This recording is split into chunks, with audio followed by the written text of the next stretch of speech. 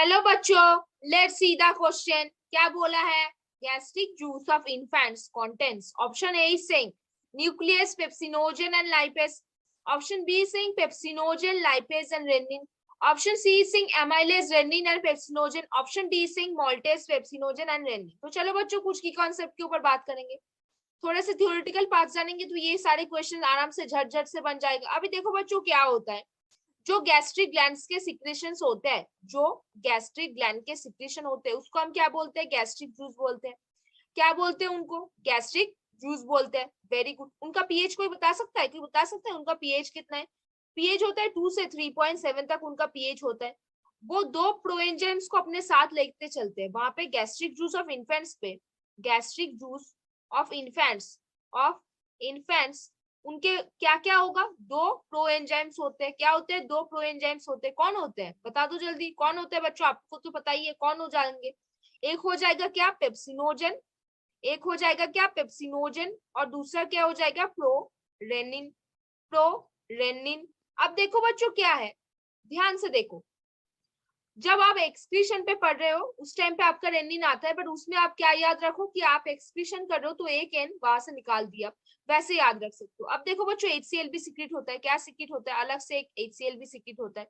जो पेप्सिनोजन है वो इनएक्टिव एंजाइम से, जिसको जाइमोजेन बोलते हैं। पेप्सिनोजन को कुछ भी फॉर्म पे एक्ट कराने के लिए इसको पेप्सिन पे कन्वर्ट कराना पड़ता है, और वो एक एक्टिव फॉर्म होता है। किसके थ्रू होता है? एचसीएल के थ्रू। वैसे ही जो प्रोरेनिन होता है उसको भी हमको क्या करना है? एक्टिवेट करना है। अगर एक्टिवेट करना है तो किस फॉर्म पे लाना पड़ेगा? रेनिन के फॉर्म पे।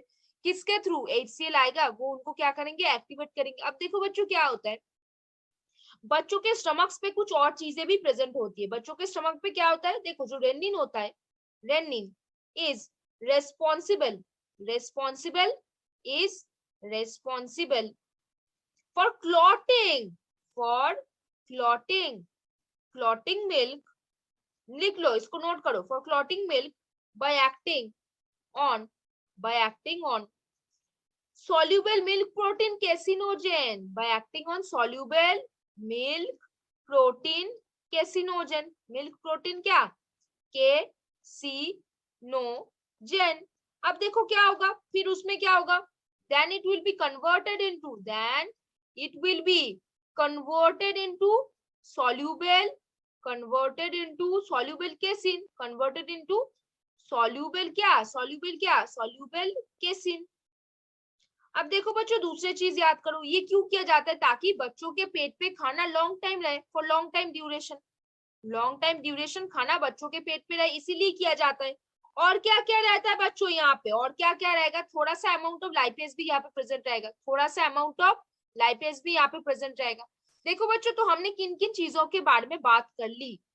जो की कॉन्सेप्ट हमने शुरू की थी वहां पे हमने ये बताया, जो गैस्ट्रिक ग्लैंड होता है उनके सिक्रेशंस को हम गैस्ट्रिक जूस बोलेंगे। गैस्ट्रिक ग्लैंड्स में बहुत सारे सेल्स प्रेजेंट होंगे जो गैस्ट्रिक जूस सीक्रेट करने में हेल्प करेंगे, उनके बारे में हम बाद में पढ़ेंगे। अभी देखो, जो पीएच होता है वो पीएच कितना होता है? 2 से 2.7। क्यों होता है? यहाँ पे एचसीएल रहता है जो इसकी हाईली एसिडिक एनवायरनमेंट मेंटेन रखता है। जो गैस्ट्रिक जूस ऑफ इन्फेंट्स होते हैं, इन्फेंट्स क्या करते हैं? बहुत ज्यादा मिल्क पीते हैं, तो मिल्क के डाइजेशन कैसे होंगे उनके बारे में हमको सोचना पड़ेगा। यहाँ पे दो एंजाइम सीक्रेट होता है, एक होता है पेप्सिनोजन और दूसरा होता है प्रोएनिन। और एक अलग से एक और भी सीक्रेट होता है, वो होता है एचसीएल। अभी क्या होता है, पेप्सिनोजन जो एक इनएक्टिव एंजाइम है उसको एक्टिव करना है, क्योंकि काम भी कराना है ना उसको, प्रोटीन के डाइजेशन कराने के लिए। तो पेप्सिनोजन पेप्सिन में कन्वर्ट करने होने के लिए कौन से चीज की जरूरत है? एचसीएल। वो क्या करेगा? पेप्सिनोजन को पेप्सिन में कन्वर्ट करा देगा। फिर आता है प्रोरेनिन, एचसीएल के हेल्प से बोरेनिन में कन्वर्ट हो जाएगा। दूसरा और प्रेजेंट हो सकता है, एक गैस्ट्रिक लाइपेज भी प्रेजेंट हो सकता है थोड़ा सा, क्योंकि मिल्क में फैट भी रहता है।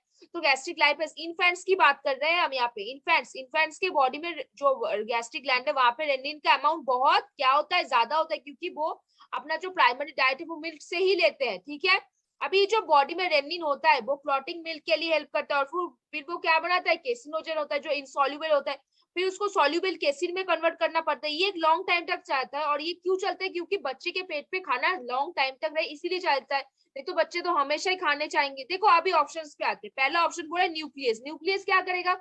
न्यूक्लिक एसिड के डाइजेशन में हेल्प करेगा, तो ये तो होगा ही नहीं, काट दो। फिर बोला है पेप्सिनोजन। पेप्सिनोजन तो हो सकता है, लेकिन पहले न्यूक्लियस आ गया तो ये ऑप्शन नहीं होगा, पूरा रॉन्ग हो गया। अब फिर अब बोला है पेप्सिनोजन, लाइपेज और रेनिन। हमने क्या बोला था?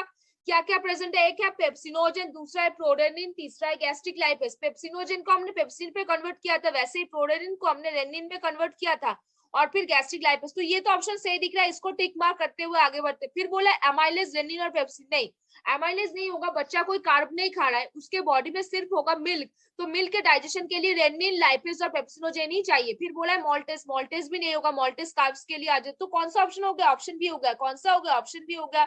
देखो बच्चों फिर से देखो कौन सा हो गया आपका, बिल्कुल से option B, gastric juice of infants क्या कंटेंट करेंगे, पेप्सिनोजन, क्या कंटेंट करेंगे, लाइपेज, क्या करेंगे, रेनिन। जो पेप्सिनोजन होगा वो HCl के थ्रू पेप्सिन में कन्वर्ट हो जाएगा, जो प्रोरेनिन होगा वो HCl के थ्रू रेनिन में कन्वर्ट हो जाएगा, और क्या होगा, गैस्ट्रिक लाइपेज होगा। तो कौन सा यहाँ पे आंसर हो जाएगा बच्चों, ऑप्शन बी यहाँ पे आंसर हो जाएगा। तो होपफुली बच्चों you understand this question very well. Best of luck बच्चों।